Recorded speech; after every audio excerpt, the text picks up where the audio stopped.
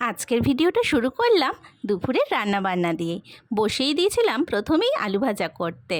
আলুটা একটু তেল বেশি দিয়ে ভাজলে আলু ভাজা তো খেতে ভালো লাগে, সেই জন্য প্রথমেই আলুটা ভেজে নিচ্ছিলাম। নমস্কার, আমি নবনীতা। আমার চ্যানেল ইচ্ছে ডানায় সবার ওয়েলকাম। ভীষণ গরম লাগছিল, কিন্তু কিছু করার নেই, রান্না তো করতেই হবে। এদিকে সকালের টিফিনের জন্য আলু আর ফুলকপি ডুমো ডুমো করে কেটে একটু ভাপিয়ে নিয়েছিলাম। আর করব ভেন্ডি ভাজা, আর করব আজকে ডিমের ঝাল, সেজন্য এখানে 4টে ডিম নিয়ে নিয়েছি। এদিকে আমার ডালটা ফুটে খানিকটা উতলেও পড়ে গেছে, সেই জন্য কুকারটার এই অবস্থা। এদিকে আমার আলুটা ভাজা হয়ে এসেছে, আলুটা তুলে এই কড়াইতেই ভেন্ডিটা ভাজতে বসিয়ে দেব।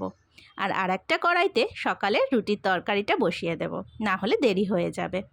এদিকে ডিমগুলোকে ধুয়ে পরিষ্কার করে নিয়েছি। ছোটোবেলার কথা মনে পড়ছিল, মা যখন ডিম রান্না করতো তখন না আমি আর আমার দিদি দেখতাম মেপে যে কোন ডিমটা বড়, কে কোনটা নেব।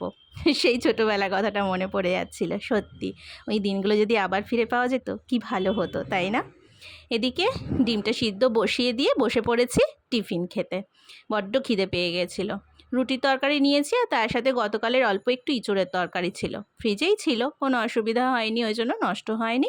তো রুটির সাথেই নিয়ে নিয়েছি। আর নিয়ে নিয়েছি একটু আমটা না থাকলে না এখন ঠিক ভালো লাগে না, আমটা নিয়ে বসতেই হয় সেই জন্য খেতে।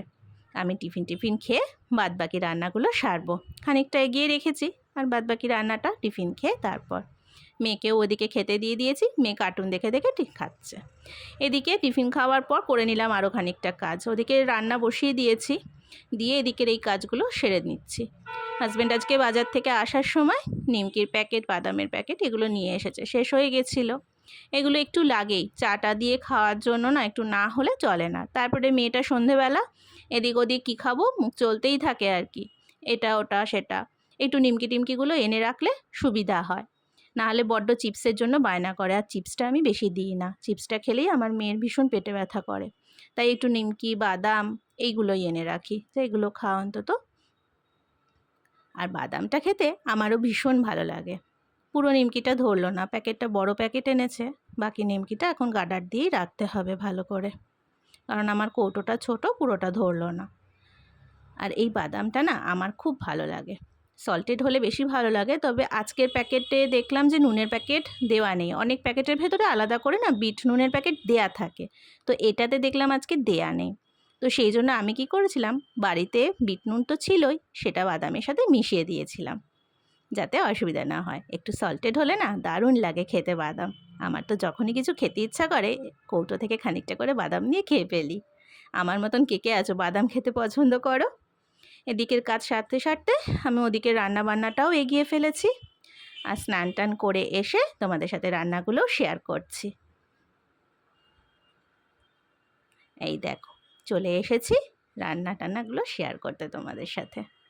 করেছি এখানে উচ্ছে, বেগুন আর পেঁয়াজ দিয়ে একটা ভাজা ভাজা মতন, এটা খেতে বেশ ভালো লাগে গরম ভাতে। আর করেছি মুসুরির ডাল। মসুর ডালটা একটু ঘন ঘনই করেছি, ভালোই লাগছিল খেতে। আর করেছি আলু ভাজা আর ভেন্ডি ভাজা, এটা তো তোমরা আগেই দেখেছো, ডাল দিয়ে খাওয়ার জন্য। আর করেছি ডিমের ঝাল। তবে ডিমের ঝালের মধ্যে আমি একটা কাজ করেছি, গতকালের দুটো মাছ ছিল, মাছের কালিয়া করেছিলাম, সেই মাছ দুটো আলাদা করে আর ঝোল টোল কিছু করিনি। এটাও যেহেতু পেঁয়াজ দিয়েই ডিমটা, তাই মাছটা এর মধ্যে দিয়েই গরম করে নিয়েছি। কীরকম লাগলো আমার এই ভিডিওটা সবাই কিন্তু কমেন্ট করে জানিও।